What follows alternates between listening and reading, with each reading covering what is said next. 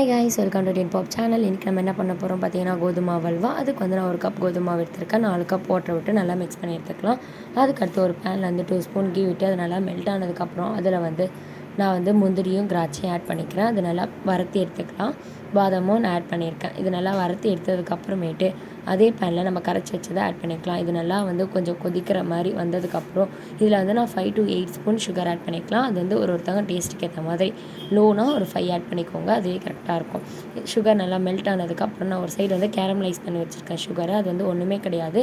சுகரை மட்டும் ஒரு 2 ஸ்பூன் போட்டு அது வந்து லோ ஃப்ளேம்லேயே வச்சிங்கன்னா அது வந்து கலர் மாதிரி கேரமலைஸ்ட் ஆகிடும். அதை நான் இது கூட ஆட் பண்ணியிருக்கேன். பார்த்தீங்கன்னா நான் ஜஸ்ட் கலருக்காக தான் இது பண்ணுறேன். இது வந்து ஒரு திருநெல்வேலி டேஸ்ட்டு கொடுக்கும். இதுக்கு நடுவில் நான் 2 ஸ்பூன் கீ விட்டு கலர்ட்டே இருந்தேன்னா அது பாருங்கள் திக்காயிடுச்சு. இதோட பதம் அப்படின்னு பார்த்தீங்கன்னா பேனில் ஒட்டாமல் வரும். அதுதான் வந்து இதோட பதம். இது பண்ணுறதுக்கு கண்டிப்பாக ஒரு 1/2 hour ஆச்சு தேவைப்படும். இது வந்து லோ ஃப்ளேம்லேயே வச்சு பண்ணுங்கள்.